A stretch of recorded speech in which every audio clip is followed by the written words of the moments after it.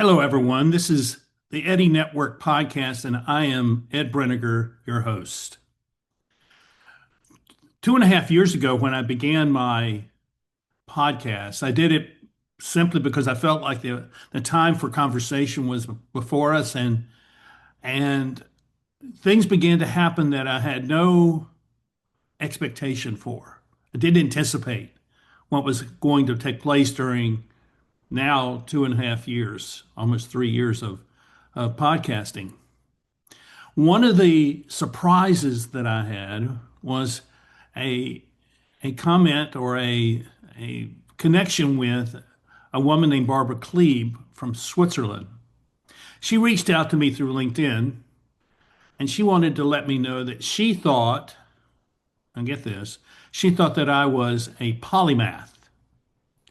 I had always thought of polymaths as people who had two or three or four PhDs in different fields. Well, she just deposed me of that idea. She says it's really people who have an interest in learning in many different areas, in many different fields. Well, that certainly captures who I am, and that certainly is kind of the underlying mission of my podcast, which is to talk to people from all kinds of places and all walks of life and all kinds of disciplines to learn about them and to understand who they are and to be influenced and impacted by them. So I invited Barbara on the podcast and she came on, and you're about to hear our conversation that is at the beginning of our friendship as polymaths and the work that she's doing as a polymath coach. And I'm greatly appreciative of who she is and what she has brought to the world and brought to my life as well.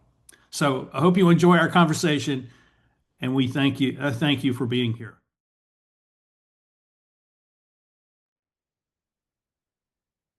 Hello, everyone. This is Ed Breniger, and welcome to the Eddie Network podcast.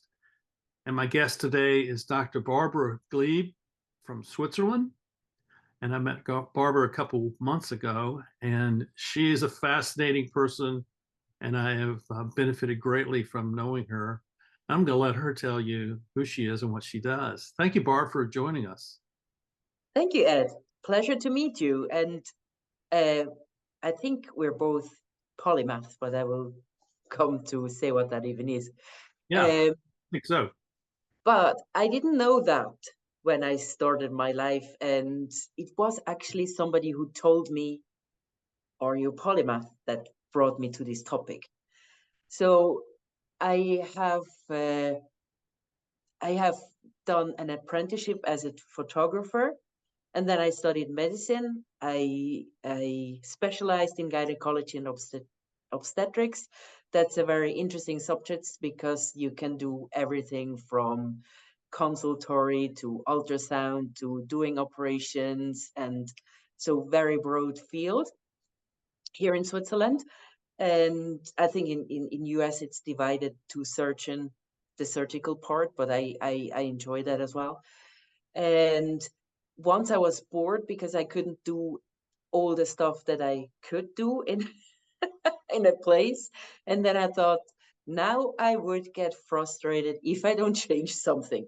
So I started to do a music course with girls half my age and music theory and everything, and started songwriting. And then I wrote songs. I wrote a song there and I made the concert and let everybody sing with me, and I enjoyed doing it. And then I went to Cuba and I met a singer a salsa singer who is also a taxi driver, and we connected. And I knew when I have written several songs, I will go back to this contact. And he organized me the recording of my 26 songs that I have recorded so far.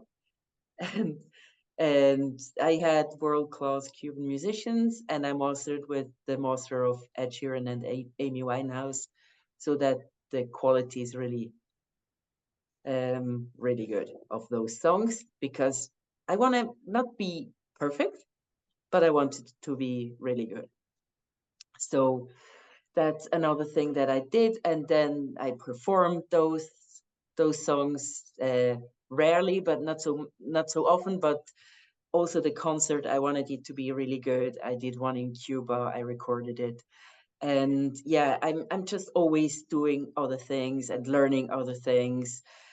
And then I started to do a coaching business where I help leaders to whatever they need, overcoming traumas, uh, know who they are, and think differently or get more insights, whatever they need. And for that, I also started a group. And first, I was just calling them business leaders, and then afterwards, I saw a marketer say, you have to find something that attracts people, and you're the happiest if those people are like you are. And then the word polymath popped into my head again. The light And bulb went on.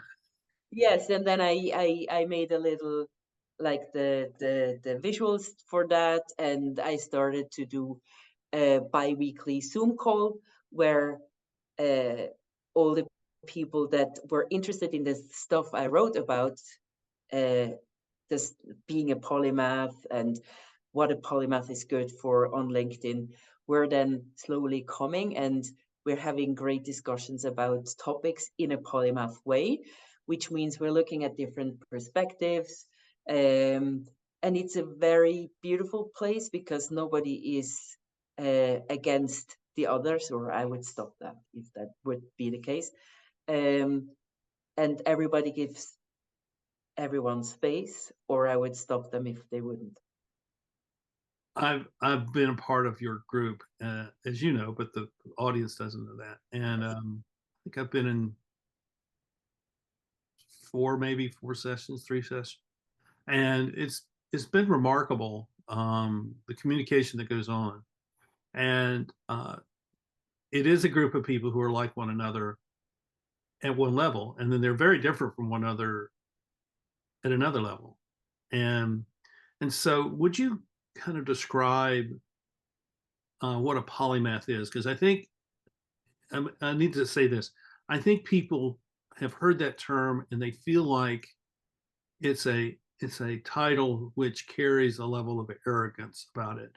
Oh, you're a polymath, so you're one of those. No, it really isn't that way. But I think we need we need to provide a way of understanding what this really means. Yes, polymath simply comes from many learnings. In Greek, yeah, I'm not able to speak Greek, but I know that polymathein or something like this. It's called, and it's just people who are deeply curious. There are different words for polymath. Another one is multi-potentialite, or like you said, neo generalist and stuff like this. There are many words for that, but I think it's just a different way of thinking. So I'm not following a process. I build the processes because I see kind of, I step up and I see what process is even needed, and then I can write the process. But if you tell me I have to follow the process, I'm not so happy because I don't like to be controlled. So you have, I'm going to use my language because this is what I've done. You have identified a pattern of Yes. thought, pattern of behavior, pattern of choice, but a set of patterns, and you have constructed a group and a world of people who fit into those patterns. Yeah, you could say that like that. There's no official polymath test, Right. and I hope there will never be one I agree. because I think it's a different way of thinking, and the polymaths are very diverse. Some even are neurodivergent. Some have ADHD or autism, but are very brilliant. And some have 5 PhDs, and others have none. Mhm. So, but they are all understanding each other. And in the discussions, it's very interesting. You can see that everybody is brilliantly intelligent, but some have even problems speaking and through the repetitive group meetings, that diminishes a bit. But then you can see what they write, and you see that they're brilliantly clever and have this way of connective thinking that is, yeah, it's interesting to me. And then once you recognize polymath, and you recognize that you are one, and you look at what rock stars did I listen to? It's Queen. They were all polymaths. Uh, what people are really the ones that stick around me? They are mostly polymaths. So that's the interesting thing about it. Yeah.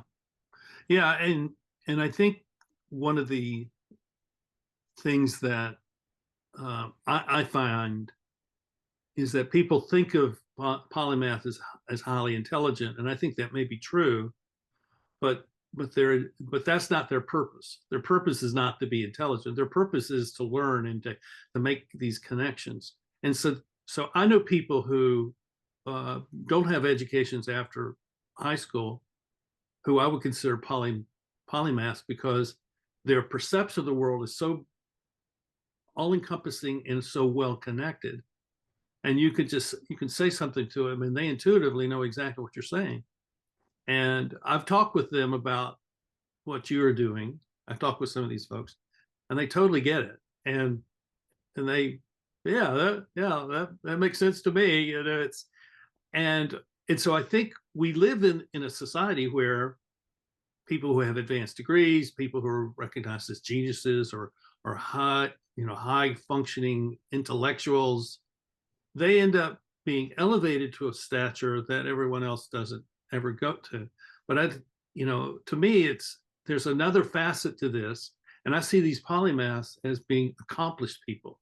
They're doers. They're doing things with this knowledge because there's something that has drawn them into this, something they want to achieve, something that, and they need to find out more information from a wider group of sources in order to be able to achieve the things they want to achieve.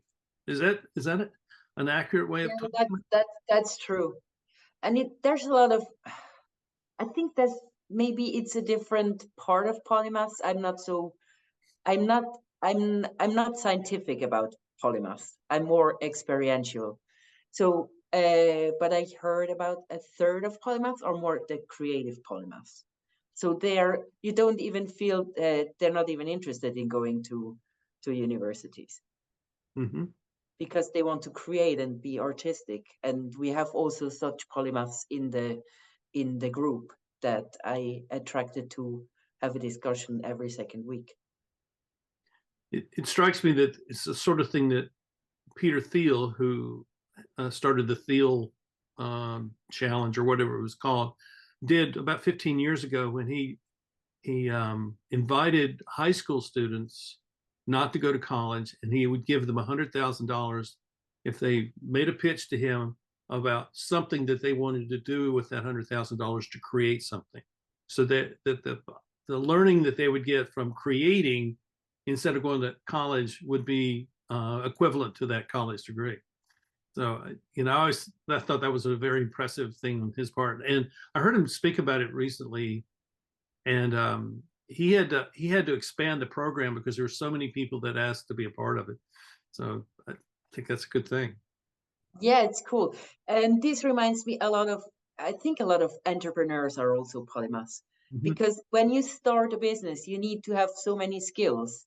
So as you need to be a polymath, or at least go into this direction to be able to master all the tasks, plus to connect all the information that's coming at you, and making a strategy and plan, and find out how to fine tune yourself and your business to the environment. So with the people that you have coached and people that you are connected with, I mean, like me, is there a pattern which you can describe which people who have never heard of this term, but maybe feeling something that they find, oh, this feels like something I'm familiar with. How do we talk with them about this sort of thing? Polymath could be the one in your field. Let's say you're in a business, the one that is asking many questions, and you say you don't have to know that, but the polymath has to know that and wants to know that, because the polymath makes his worldview or her worldview differently. It's like a network of knowledge that helps them to orient and also to understand. It's the deep understanding that they want. So they're really curious, but not in the sense of nosy, to want to know what your neighbor is doing, what you're not allowed to know. That's not the curiosity that I'm talking about. It's a deep curiosity in wanting to know how the world works. I see also that they are connected to nature in a way. A lot have some sensing that others don't, or they're just, you just know that they're different. And then they're interested in many fields. You can have a conversation and say, what have you done in your life? And then you expect that, yes, I'm a painter and I did blah blah blah. Yeah. But with a polymath, this discussion takes half a day because of all he or she has done. And they might even have forgot half of it. But yes, and they're usually, at least the ones that I'm attracted to, they are humble people. They're Mm. even thinking they're not good enough very often. Yeah. They have that sense of being a fraud. Yeah. Yes. Yes. Oh yeah. Yeah. I've had that feeling before. So um yeah, it's a very interesting thing. And I think you feel that because oftentimes you're isolated and you're an alien in the groups and you don't fit in. And when you don't feel like you fit in, you feel like they're better than you. But in reality, you don't fit in because their narrowness is exclusionary, and they only allow people in who actually just know what they know. Anybody has any other ideas, they don't want to know about that. And as a consultant, as an organizational leadership consultant, I see that in leaders who they know one thing really well, and as a result, their organizations are weak because they have not been able to develop the other aspects of their companies. And so I tend to describe that as, well, they know how to run the company, but they don't know how to lead it. And a leader, I'm suggesting in this, and I'm suggesting this because I want your opinion, is that polymath is, when placed in the right circumstances, is really a leader within the context that they're in, because they do see things bigger. They have a bigger view. They have a more intuitive view, and therefore they have insight that others don't have. Doesn't mean they have to be in charge. It just means that they can have an impact in that environment because they do see things, and where they're invited to share that, I think it's very, very powerful. Yeah, that's really true. If you land on an island, you want to have a polymath with you, Mm. because the polymath finds out how the whole terrain works, how everything works together, and can bring the orientation that you need. And I think that's actually the natural leader. Right, right. So to me, it's very interesting, and I really am glad to have come to see this and to recognize this. And I think what you're doing with um, many of these polymaths is really, really important. So let's say you are in a family and some members of your family, it sounds like that they're polymaths, and you're the parent of let's say, of a child who's a polymath. What would you suggest to them? How do we relate to them?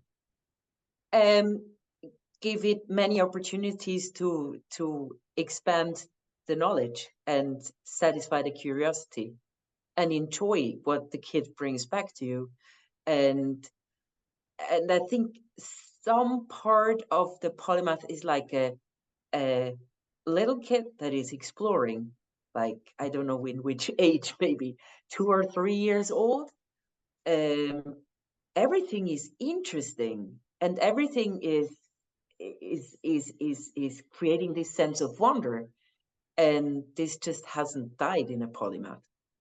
So support this trait of the polymath child to survive and celebrate it.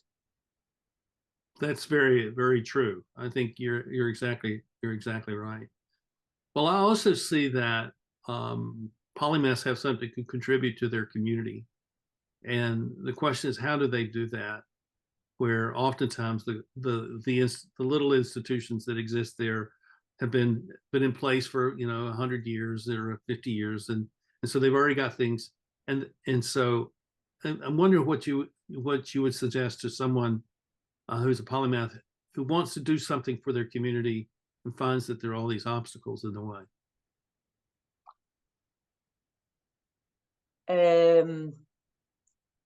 I think that maybe I'm not into community work too much, but I I was in a project in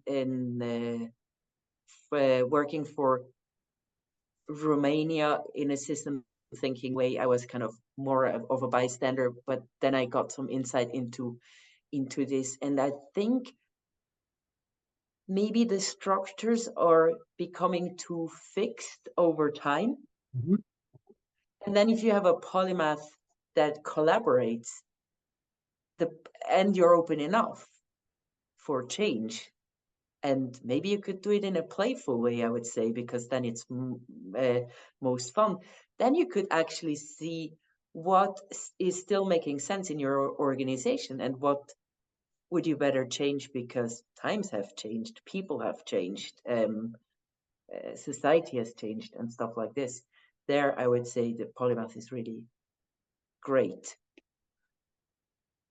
And what Uh, else? yeah, I would agree with you. So, my interest, everyone, is that polymath, a polymath or two or three or a dozen. You know these people. They may not say that this is who they are, but you know them because they're asking questions. They're curious. They know a lot of different things. It doesn't mean that they're a subject expert, but they could be, and they just need the opportunity to share what they have to share.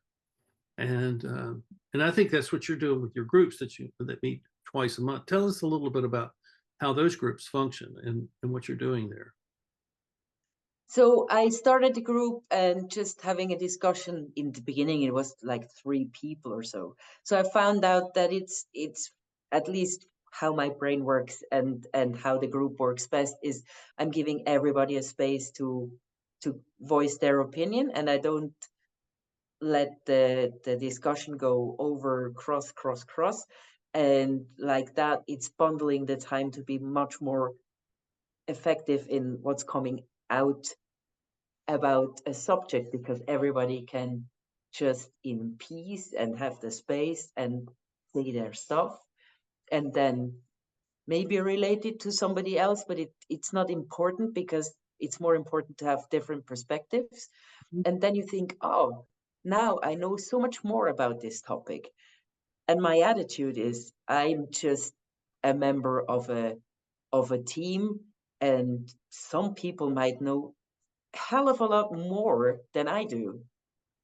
And I'm just a facilitator, and the curious individual who wants to kind of put light on a topic we're talking about. Well, I commend you for what you're doing because you provide an environment, a safe environment for people to express themselves. And it's clear to me that, and this is not just because of your group. It's clear to me everywhere I've gone in my life is that there are a lot of people who have something to say, have something to share, but have never felt free to do so for whatever reason. I'm not judging that. They just have not been in a position where they could share in a manner where it would be respected and heard, and that they could feel a sense of satisfaction in doing that. And that's what happens with what you're doing. And so I think this is bigger than the polymath itself.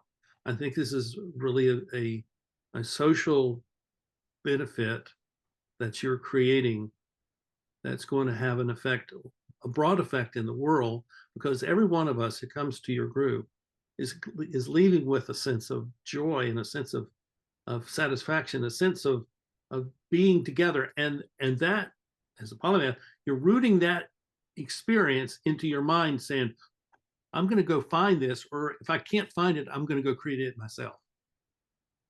And I Interesting. So Mhm. I think that's the bigger picture of what you're doing. That and I celebrate that with you because I'm grateful that you are doing something which is really, I think, very important and valuable for our world. Yeah. And the other, thank you so much. And the other thing that's happening is I know that you have had conversations with at least one or two members of the group as well. Yeah, And this several. is forming a network of people that are, yeah, they're just geniuses. But I don't say genius to say the ones that are listening, you're not a genius. You are also a genius because you're listening to that up to now and you're following our discussion. But those people in the group, they are having a broader impact because then they're connecting to other people who are like that. I see it as sort of everybody has this a specific talent is theirs, and Yes, to classify it any more than that is to maybe to confine it too much. But everyone has out of their talent the ability to say something which contributes to making something better, something moving something along, progressing an idea or project along, and I see that in my world of leadership that is one of the things that's been missing in what in organizational leadership. There hasn't been people who facilitated that kind of interaction where people feel the freedom to say something because they always felt like they will be judged or they'll be put down, or it might have some consequence to their job. So I think that what polymaths bring to an organization is a dynamic, an energy, a catalytic type of energy that allows other people to say, "Oh, well, that makes sense. I want to be a part of that." Or, "Hey, why don't we take that and move it here and try this?" That they are not the head of something, but they have a leadership impact in that they're offering that broad perspective, that dynamic perspective, that systems perspective, which then clarifies the sort of things that maybe the group has been trying to figure out, but they have not been. And because maybe one or two of them tend to dominate the conversation, and yeah. for whatever reason. So, well, I thank you for this, and this has been fun. How can people find you? And if they're interested in having conversation with you, or maybe even uh, having some coaching with you, if they have a sense that they are a polymath and there is something about their life that they want to explore, how can they find you? I tried different social medias. I do have a YouTube channel, but I'm not looking after it very much. I have Facebook. I'm not there so much. I'm mostly on LinkedIn, Mhm. and there you can just connect to me and send me a message.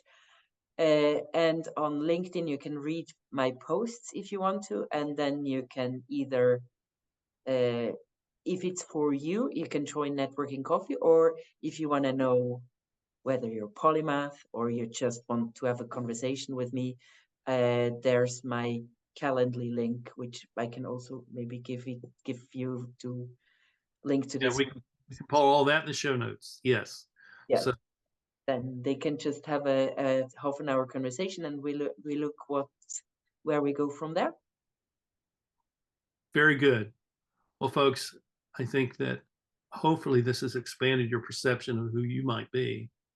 I hope so, because I believe everyone has the potential to make a difference in the world. And sometimes it just takes a new idea come along that opens up your perception of who you are so that you can move into a bigger arena than you maybe ever thought you could. And that's one way that polymaths function in our world.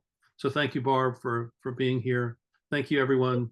Please subscribe, like the button, and more than anything, please comment so that we can have a conversation with you about these things that really matter to us in our world.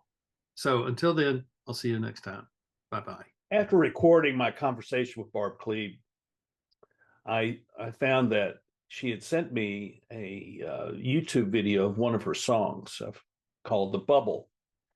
And I thought, I'd just like to offer that to you all as a way to go out, and I think you'll enjoy it. It's a nice little tune, and it just shows what you can do when you decide that there really are no limits, and you just are curious and you go explore what is out there. So here is The Bubble by Dr. Barbara.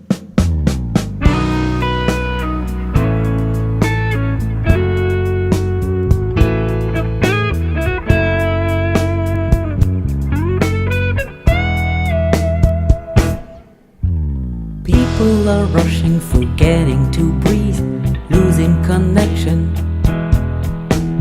only living online. Social network replaces the love. The whole world stands on a bubble of money, paper created of the clouds of gold.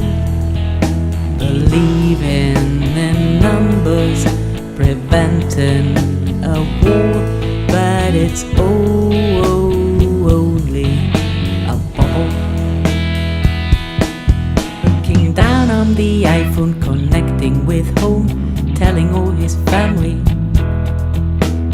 Do they know how you smell?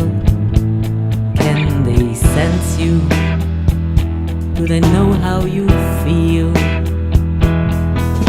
The whole world stands on a bubble of money, paper created of the clouds of gold. Believing in numbers, preventing a war, but it's only a bubble. My friend is a banker sitting on a paper pile, never sleeps at night, knowing everything of the market, its slightest movements, never kisses his wife. Stands on a bubble of money, paper created of the clouds of gold.